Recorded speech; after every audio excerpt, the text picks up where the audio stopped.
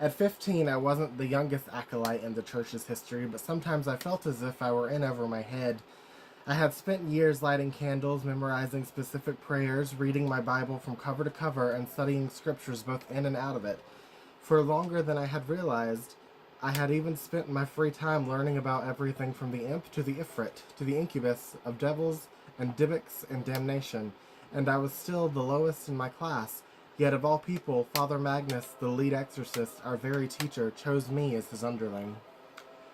The one with the highest test scores in my class was Levi.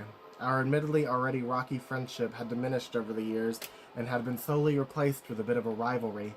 There was a sort of unspoken race to see who would become an exorcist first, and this turn of events had somewhat embittered Levi, it seemed. While he was also called to be an acolyte by another, less prominent exorcist, that being Father Isaac, it was Magnus that he had been planning on working with. Despite this honor, I still felt that I wasn't ready to experience my first exorcism, even if it was just in an observational capacity. Every time I brought up this fear to my superior, however, he would simply say that this was why I had to do it, also quoting that same Bible verse at me about God qualifying the called. So as soon as school ended, I took my little notepad and pen in my trembling rosary-wrapped hand and did my very best not to panic as I made my way. Omnideus Convent of St. Damien was just as intimidating and ominous as the church. There was an impossibly tall black iron gate with large thorny vines intertwined throughout its bars that wrapped around its dry, barren lands. Dead trees dotted the campus, along with a few dried shrubberies among that same patchy yellow grass and dead earth. In its center, just beyond the gate, was an old stone path that led up and circled around a large, broken, and empty water fountain, which had a tall statue of a praying angel standing in its center. Just behind that was the massive, white, upside-down U-shaped building that was the convent itself. The two sides of the horseshoe-shaped building ended on either side of the fountain, about 100 feet of a circle of stones separating them from it. Large barred windows were scattered along the outside walls in a seemingly random order that was not at all pleasing to the eye. There were empty balconies on the ends of both of them. In the center, just beyond the broken fountain, was a large staircase that led up to the huge double doors, and here above the entrance was a large broken clock tower that reached up to the clouds, ending in a wickedly arched triangular roof. Inside, everything within it was a stark, harsh white, pristine and monochrome, to the point that it was so surreal that it dazed and confused me. Even the flames of the candles and torches that illuminated the building seemed to be devoid of any color. It felt as if I were dreaming. Within its impenetrable walls were rooms in which the possessed were kept within. This was after they were surrendered to the church by their terrified families. Some of the doors of these rooms were locked, while others were wide open, depending on the case. I understood that the Silent Sisters, nuns who were trained in nursing, had some treatments that they gave to the afflicted, but the exorcisms themselves could only be performed by specially trained priests, exorcists.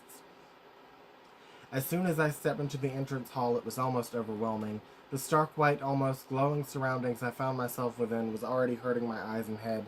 Placing my hand to my temple, I closed my eyes and lowered my head, not realizing that Magnus had already begun to walk toward the right.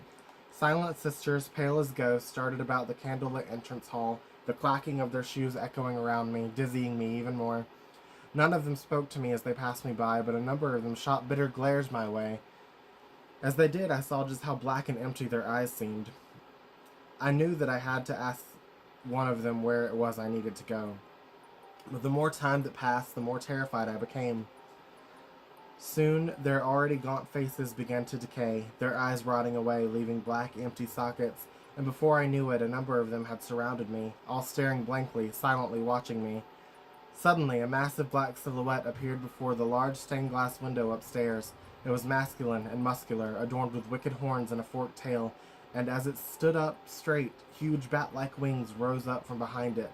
Blood-red eyes opened upon its face, glowing through its darkness, staring right down at me, and I froze in place. In that moment, I was taken from the convent and placed back into a reoccurring nightmare I'd had since Lucas's incident at the church. I found myself on my bed, surrounded by my childhood toys, laughing and playing innocently. But suddenly, flames burst forth from the floor and consumed the walls entirely, and there at the end of the bed was the devil, his flesh burned red, massive horns sprouting from his bald head, desperately clawing at my feet. The whites of his eyes weren't white at all, but a deathly black, and his irises glowed bright red. His movements were unnatural. His joints snapped audibly in quick, sudden jolts. As he desperately crawled onto the bed, reaching for me, I could hear his voice, deep, inhumanly deep, speaking a language I could not understand. His eerily echoing words, like Lucas's from all those years ago, seemed backwards. He was yelling, but not out of anger. It sounded more like concern, even desperation. I would always awaken as he violently grabbed a hold of my leg. I blinked and I was back at the entrance hall of the convent. The demonic silhouette, it was gone. Instead, standing there was none other than Levi, staring down at me with a look of pure disdain on his otherwise handsome face. "Go home, Joshua," he called, his voice echoing in the otherwise silent white space. "You're obviously too scared to do this."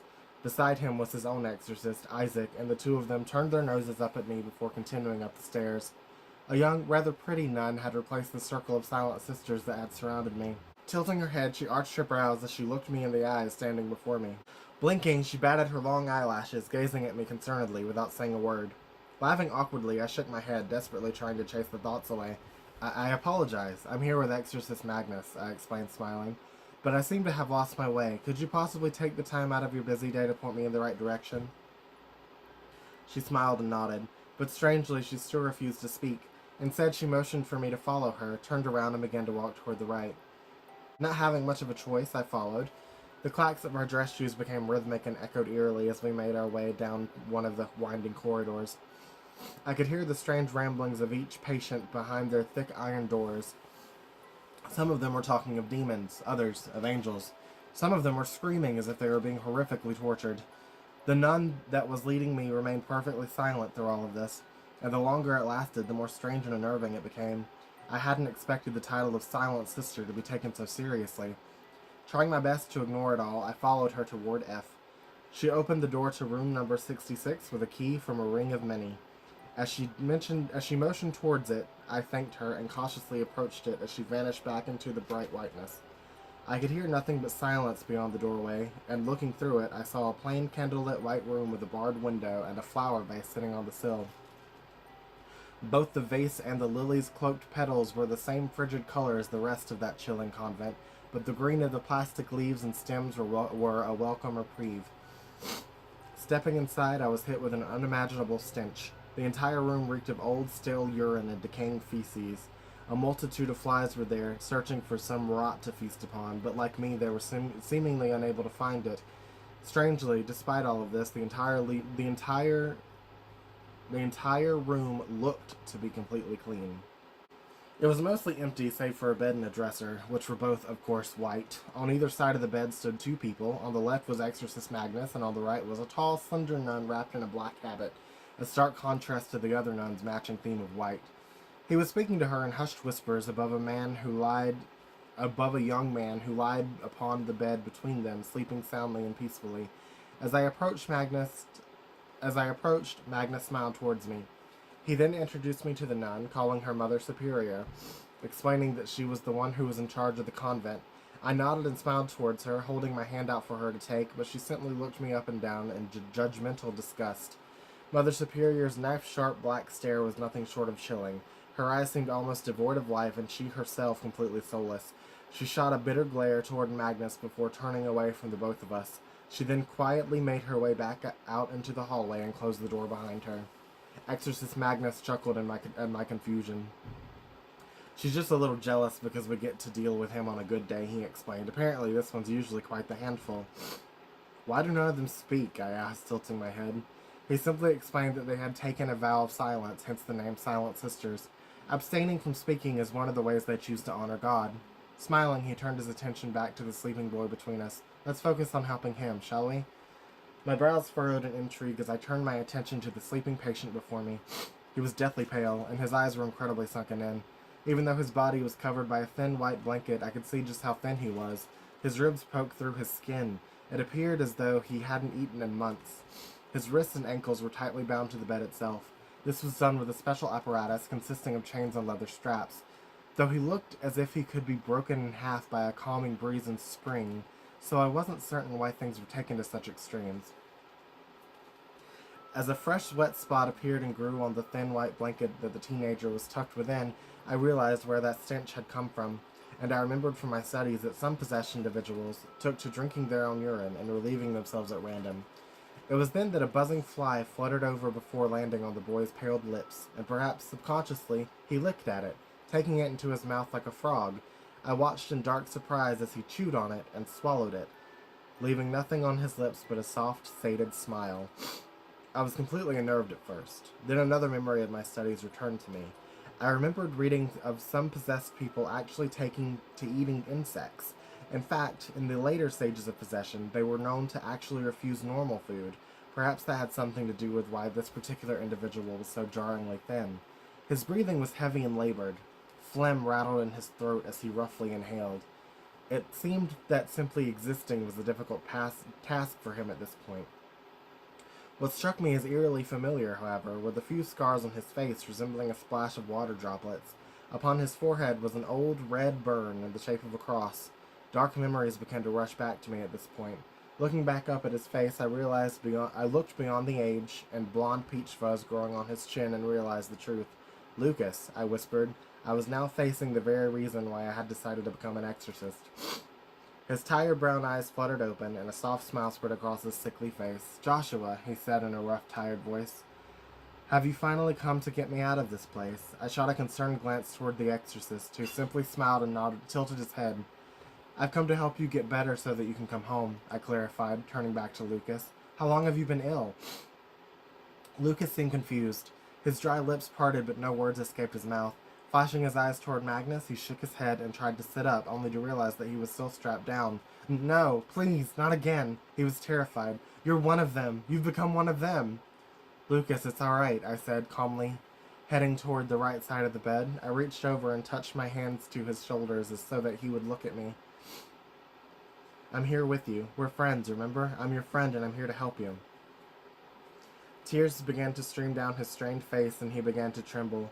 Blinking, he motioned his head toward the exorcist, only to give him a small, hateful glance. "He hurts me. Don't let him hurt me." His voice was deeper now, but still just as rough. Glaring at me, he bared his gritted, rotting teeth and grayed, receding gums and began to growl like an animal. "He burns me. He burns my skin with acid, with his white-hot cross." Suddenly, he was much more irate than frightened. Chills danced down my spine as I backed away. Raising a single brow, I looked to Magnus through widened eyes, who was smirking at me as if I had just learned an important lesson. Nodding, I retrieved my notepad and pen from my pocket and watched as he revealed his crucifix and holy Bible. "Lucas, have you been experiencing certain urges?" Magnus asked. His voice was calm and calming. "Urges to hurt others? To cause them pain? Mother Superior says you've been lashing out, trying to bite some of the sisters here." Lucas did not answer. Instead, he began to scream and cry. He looked at me, his eyes round with sorrow and fear as if he were asking for help. As Father Magnus continued asking questions, the boy raised his voice, making strange noises like a petulant child that didn't want to hear his mother's scoldings. All the while, he was squirming wildly and jerking his arms and legs about in a desperate attempt at escape. He did this with strength that his shriveled frame did not appear to have. I scribbled my notes, watching intently as the horrific scene unfolded. After a few moments, however, the candle's flames died, and an unnatural chill swept over the room. Suddenly, Lucas shot an irate glare toward me, his neck loudly cracking in its movement. His brown eyes suddenly seemed black, like unfathomably deep abysses within the shadowy room. And in a vile, demonic voice that was not his own, he roared at me, accusing me of betraying him.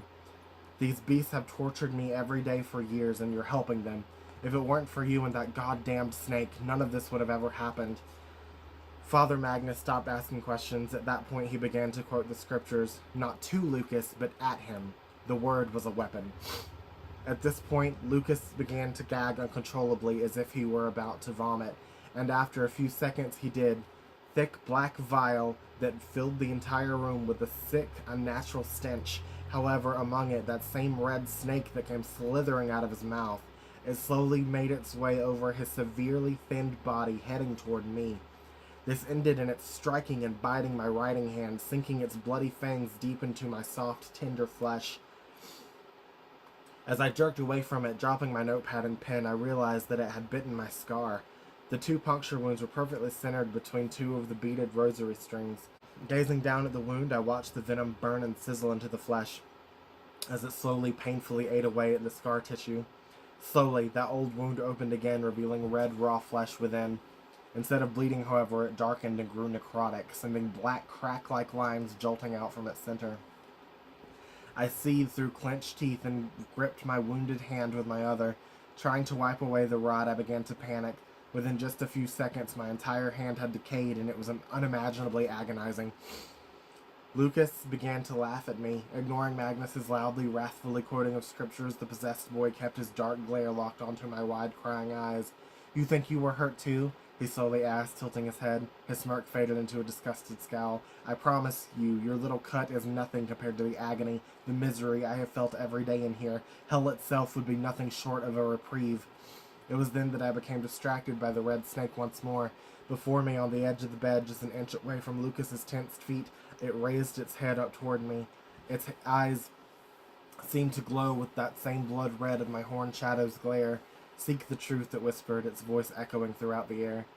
In that very moment, the exorcist placed his crucifix into poor Lucas's forehead, silencing the boy's erratic screaming forever. Again, the flesh sizzled and smoke arose from it as the light of God burned away the demon. My childhood friend collapsed lifelessly, and even from my distance I could tell that he was no longer breathing. My Lucas was gone. The serpent had vanished. That chill faded and light returned to the room from the barred window. My hand had completely turned to normal, but I suddenly felt as though I were drained entirely of energy. Lowering my trembling hands to my sides, I let my rosary slowly untangle as it spiraled around below my hand. Soon, it fell to the cold, hard floor along with my pen and notepad as everything around me began to fade to black. Countless different prayers echoed throughout my mind at that point. Some of them were in my voice, others in Pastor Blackburn, some in Miss Mary's, and some in my friend's, and even more in Father Magnus's. The Hail Mary, the Lord's Prayer, and the little nursery rhyme prayer that we'd been taught by Miss Mary as children all filled my ears. They eerily overlapped and repeated, and through them I remembered the day I decided to pursue a career in exorcism. It wasn't long after Lucas's breakdown in the sanctuary. I had begun to ask the first of many, many questions. Pastor Blackburn was just that, a pastor, a whole rank beneath the nuns and priests, and thus he was not actually meant to perform such rites. The actual priests that had been trained in exorcism were so shocked by the whole thing that they couldn't help but sit back and watch. This was, after all, the first time that anything of this nature had occurred within the church itself. It was also apparently one of the most dramatic cases that had occurred in quite some time. I learned of demonic possession from my father. Over time, I began to express more interest in it. He explained that it was the highest paying role a man could take in the church, but that it would be an arduous task. The promise of money wasn't what interested me, however, despite the fact that we lived less than modestly in a broken down shack in the outward edge of the village. In hopes of one day finding and healing my dear friend of his ailment, as a child I had vowed to become an exorcist. I'd spent years upon years studying and struggling and committing things to memory in many, many classes. Every second of my free time had consisted of me reading scriptures, going over my notes, or praying to God, or sitting in the confessional confessing my self-doubt and fear to one of the priests. And yet there in the convent as a teenager I stood as a failure, having helplessly watched Lucas die directly in front of me. All my studying and praying, my ultimate goal, my entire life had amounted to nothing. It was all for naught. He'd slipped through my fingers just as easily as my rosary beads. As I slowly lost consciousness, my legs collapsed beneath me. I could see Exorcist Magnus rushing toward me as the darkness enveloped everything. I felt myself falling, but I never hit the floor.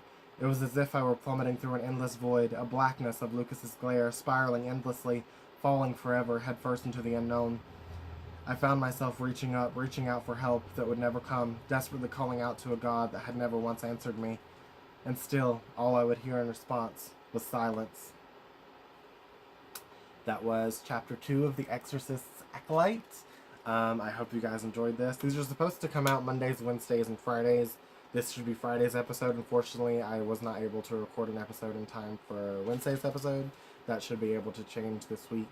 Next week, I should be recording more after this. A few good episodes, at least 3. So, if you guys like this, I'm also reading Scary Stories to Tell in the Dark, my favorite childhood books. But I'm also doing horror games, so basically everything right now is horror all the time on my channel. I also just came out with a weird song poem thing called, what is it called? Night Hunt. about vampires and gay sex. So maybe you guys like that. Maybe you won't. You can find it on my channel. But I love you guys, and I'll see you guys next time. Bye. We were dead a long time ago. We've been ghosts since days of old. We were dead a long time ago. We're the ghosts of the stories you've told. We were dead a long time ago. We've been ghosts since the days of old. We were dead a long time ago. Ghosts in the scary stories you've told. Shadows in the moonlight. Creatures in the trees. Glowing eyes surround.